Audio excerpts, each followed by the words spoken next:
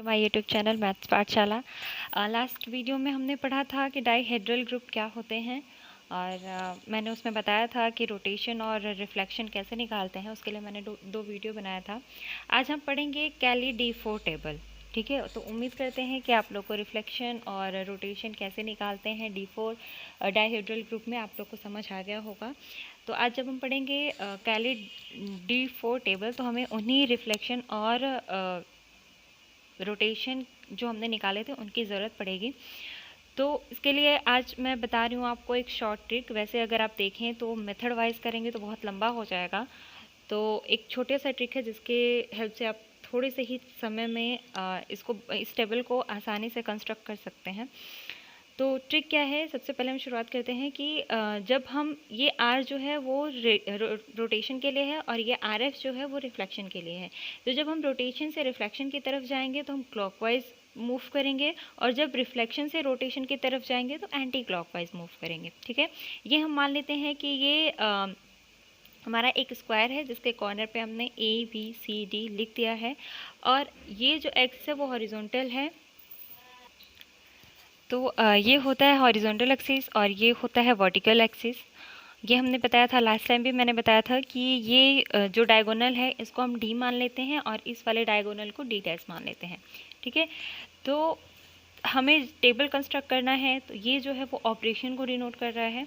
ठीक है, तो हमने लास्ट टाइम निकाला था R0, R90, R180, R270, HVD D dash निकाला हुआ था। तो वहाँ पे हमने लिखा था RH लिखा था, RB लिखा था, RD लिखा था, RD डैश लिखा था। तो वो सेम ही चीज़ है, या फिर आप वैसे लिख सकते हैं और HVD D डैश से भी आप डिनोट कर सकते हैं। ठीक है, तो यहाँ पे हमने एक बार उन सारे एलिमेंट्स को लिख लिया और एक बार यहाँ पे लिख लेते हैं। ठीक है, अब जब हम R0 को ऑपरेट करेंगे इसके साथ तो R0 मिलेगा, R90 को जब करेंगे तो R90 मिलेगा। तो इसका मतलब है कि एक बार हम ये जो सारे एलिमेंट हैं उनको रो में लिख लेते हैं और एक बार ऐसे कॉलम वाइज लिख लेते हैं। ठीक है, तो ये हम बस सिंपली लिख लिया है हमने, इसमें कुछ और नहीं करना है। अब हमें क्या करना है कि हमें पता है R90 और 90 मिलके क्या हो जाएंगे 180, मतलब R180 हो जाएगा। अब ये 90 180 मिलके R270 हो जाएगा और 90 और 270 मिलके 360 हो जाएंगे और 360 जो होगा वो R0 के ही बराबर होगा। तो हम ये क्या लिख जाएंगे, R360 जब हो जाएगा तो उसकी जगह पे हम क्या लिखेंगे R0 लिखेंगे। ठीक है, उसके बाद यहाँ पे R180 है तो R180 का जब 0 के साथ लिखेंगे तो R180 ही आएगा। R180 और 90 जब लेंगे तो 90 180 270 हो जाता है, तो ये R270 हो जाएगा। यहाँ पे 180 180 मिलके 360 वापस से बना लेंगे और 360 R0 के बराबर होता है तो यहाँ पे R0 लिख लिया।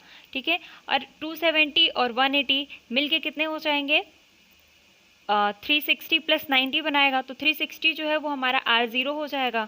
तो हम सिर्फ बच जाएगा क्या 90। अगर हम देखें तो 270 प्लस 180, तो इसको हम क्या लिख सकते हैं 270 प्लस 90 प्लस 90, तो ये जो है वो 360 बनाएगा और ये 90 बना लेगा। ये जो है वो 0 के बराबर हो गया और ये 90 हो गया यहाँ पे अगर हम R लिख लें तो। ठीक है, अगर हम ऐसे कर लेते हैं तब। ठीक है, तो ये क्या हो जाएगा R90 बचेगा। अब दोबारा से जब हम यहाँ आएंगे R270 पे तो R270 R0 के साथ 270 ही रहेगा। R270 90 वापस से 360 हो जाएगा और 360 R0 के बराबर होता है तो R0 लिख लिया। अब ये 270 180 फिर से हम यही लॉजिक लगा के जब करेंगे तो ये R90 हो जाएगा। ठीक है, और सॉरी ये लॉजिक नहीं लगेगा, R270 और हाँ 180 जब हम ऐड करेंगे तो हाँ यही लगेगा। R270 और 180 जब ऐड करेंगे तो हमें वापस से ये 90 मिल जाएगा, तो हमने R90 लिख लिया। अब R270 और 270 अगर हम करते हैं तो ये क्या हो जाएगा 270 प्लस 90 प्लस 90 प्लस 90, या फिर हम ये कह दें 270 प्लस 180 प्लस 90। यही चीज़ हमारा यहाँ पे लिखा हुआ है, इसको अगर हम हमें क्या लेना है 270 लिखना है। तो अभी R270 प्लस 180 जो था वो 90 के बराबर होता था, या फिर अगर हम यहाँ कर लें तो ये 360 बना लेगा और ये हो गया 180। ठीक है, तो 360 हमारा 0 के बराबर हो गया तो बच गया सिर्फ 180, तो यहाँ पे आ जाएगा R180। ये इतना हमने कर लिया। सबसे पहले हम ये 4 बनाएंगे, उसके बाद अब आती है ये वाली चीज़। तो इसके लिए हमें लॉजिक क्या लगाना है कि रोटेट हम करेंगे, ये जो एंगल्स हैं, ये 3 एंगल्स जो हैं R90, R180, R270 जो हैं, इनको हम इन तीनों एंगल को क्या करेंगे, इसको जब इसका हम लेंगे H और V D D डैश के रिस्पेक्ट में जब हम लेंगे R90 को, तो 90 का हाफ क्या होता है 45 डिग्री हो जाएगा।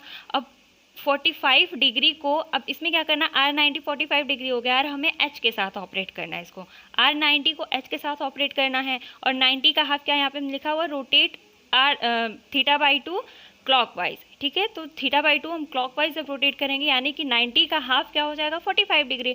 अब 45 डिग्री को हमें R90 को H पे ऑपरेट करना है, तो 90 का हाफ 45 हो जाएगा, यानी कि H को हम 45 डिग्री क्लॉकवाइज रोटेट करेंगे। ये H हो गया, ये 45 डिग्री हो गई, ये जो एंगल है ये 45 है। तो जब हम H को रोटेट कर रहे हैं तो ये इस डायगोनल पे आ रहा, और ये डायगोनल हमारा क्या है D डैश, तो इसलिए हम इसके नीचे क्या लिख लेंगे, D डैश हो जाएगा। इसी तरह से अब जब हम V को 45 डिग्री रोटेट करेंगे, ये V है, क्लॉकवाइज रोटेट करना, 45 डिग्री रोटेट करेंगे तो ये इस डायगोनल पे जाएगा, यानी कि D।